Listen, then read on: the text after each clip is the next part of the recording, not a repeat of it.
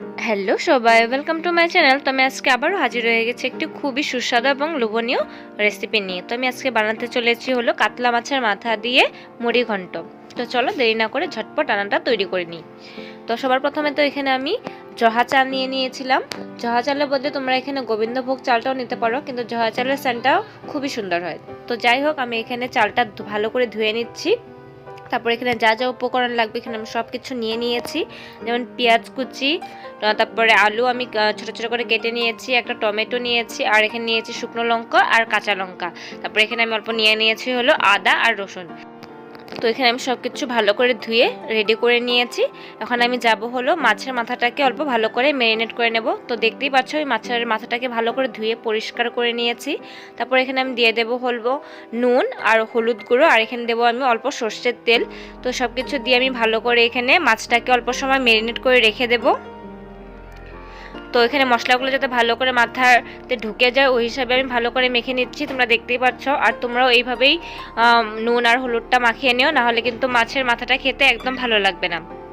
তো এখানে আমার মেরিনেট করা হয়ে গেছে। এখন আমি কড়াইটা বসিয়ে দিচ্ছি।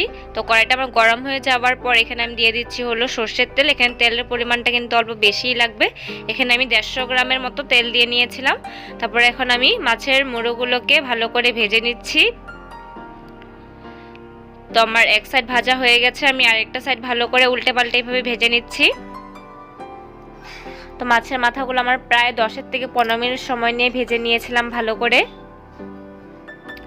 তো আমার মাছের মাথাগুলো কিন্তু ওখানে ভাজা হয়ে গেছে। এখন আমি এক এক করে সবগুলো মাথাকে তুলে নেব। তো এখন আমি ওই কড়াইতেই যে তেলটা ছিল ওই তেলটার মধ্যে আমি ভেজে নিচ্ছি হলো আলুগুলোকে। তো আলুগুলোকে এখানে আমি প্রায় 50 to 60% করে ভেজে নেব। তো আমার আলুগুলো কিন্তু ভাজা হয়ে গেছে, দেখতেই পাচ্ছ লাল লাল হয়ে গেছে আমার আলুগুলো। তো আমি এখন আলুগুলোকে তুলে নিচ্ছি। এখন আমি ওই কড়াইতেই আর অল্প সর্ষের তেল অ্যাড করে দিচ্ছি, আর ফোড়নে দিয়ে দিচ্ছি হলো 3টে এলাচ, একটি লবঙ্গ, আধা ইঞ্চের মতো দিয়েছিলাম দারচিনি স্টিক, 2টো শুকনো লঙ্কা, একটি তেজপাতা, অল্প গোটা জিরে দিয়েছি। তারপর দিয়ে দিয়েছিল ওখানে আমি 2টো মিডিয়াম সাইজের পেঁয়াজ কুচি। তো সব কিছুকে আমি 10 সেকেন্ডের মতো ভেজে নেব। যখন খুব সুন্দর একটা মিষ্টি সেন্ট চলে আসবে তখন আমি এখানে দিয়ে দেবো হলো লঙ্কা বাটা, আদা বাটা আর রসুন বাটা একসঙ্গে করে নিয়েছিলাম, তো ওটা আমি দিয়ে দিচ্ছি। তারপর আমি মশলাটাকে ভালো করে অল্প সময় টাইম নিয়ে কষিয়ে নেব যাতে কাঁচা গন্ধটা চলে যায়। তারপর এখানে আমি দিয়ে দিচ্ছি একটা টমেটো। আমি টমেটোটাকে এইভাবে কেটে নিয়েছিলাম, তোমরা চাইলে পেস্টও দিতে পারো, কিন্তু এইভাবে দিলেই আমার মনে হয় যে টেস্টটা বেশি লাগে।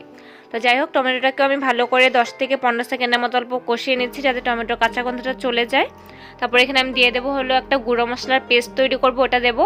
তো এখানে আমি দিয়ে দিচ্ছি হলো স্বাদ মতো নুন, হাফ চা চামচ হলুদ গুঁড়ো, হাফ চা চামচ জিরে গুঁড়ো, হাফ চা চামচ ধনে গুঁড়ো, আর দিয়ে দেবো হলো সামান্য অল্প কাশ্মীরি লাল লঙ্কার গুঁড়ো। তো সব কিছু দিয়ে এখানে আমি সর্ষের তেল দিয়ে দিচ্ছি। সর্ষের তেলটা দিয়ে আমি ভালো করে এখানে একটা পেস্ট তৈরি করে নেব। তো আমার কিন্তু এখানে পেস্টটা তৈরি হয়ে গেছে। এখন আমি পেস্টটাকেও দিয়ে দিচ্ছি। তো এখন আমি সব কিছু গুঁড়া মশলা দিয়ে এখানে ভালো করে আরেকবার কষিয়ে নিচ্ছি। তো আমার কিন্তু কষানোটা হয়ে গেছে, এখান থেকে তেল ছাড়া স্টার্ট হয়ে গেছে। এখন আমি দিয়ে দেবো হলো যে চালটা ধুয়ে রেখেছিলাম ওই চালটা আমি এখানে দিয়ে দিচ্ছি। তো চালটা দিয়ে আমি ভালো করে সব কিছুর সঙ্গে একবার মিক্স করে নিচ্ছি। তখন আমি 5 মিনিট এটা ভেজে নিয়েছিলাম চাল দেওয়ার পর। তারপরে এখানে আমি দিয়ে দেবো হলো যে ভাজা আলুগুলো ছিল ওই ভাজা আলুগুলো আমি দিয়ে দিচ্ছি। দিয়ে আমি ভালো করে আরও 2 মিনিট সময় টাইম নিয়ে এটাকে কষিয়ে নিচ্ছি। এখন আমি এখানে দিয়ে দেবো হলো যে মাছের মাথাগুলো ভেজে রেখেছিলাম ওই মাছের মাথাগুলোকে আমি দিয়ে নিচ্ছি। দিয়ে ভালো করে সব কিছুর সঙ্গে আরেকবার মিক্স করে নিচ্ছি।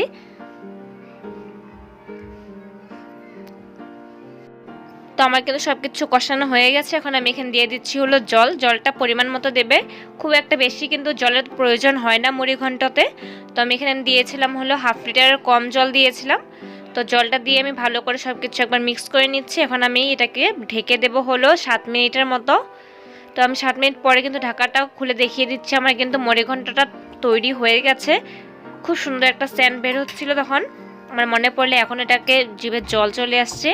এখন আমি লাস্টে এখানে দিয়ে দিচ্ছি হলো সানরাইজের শাহি গরম মশলা। তোমাদের ঘরে যদি এই মশলাটা থাকে তাহলে অবশ্যই দিও, এটাতে কিন্তু টেস্টটা দ্বিগুণ বাড়িয়ে দেয়। তো আমি শাহি গরম মশলাটা দিয়ে ভালো করে আরেকবার মিক্স করে নিচ্ছি। তো মিক্স করলেই কিন্তু তৈরি আমাদের কাতলা মাছের মুড়ো দিয়ে মুড়ি ঘন্ট। তো তোমরা কারা কারা এই মুড়ি ঘন্ট খেতে ভালোবাসো আমাকে কমেন্টে অবশ্যই জানিও।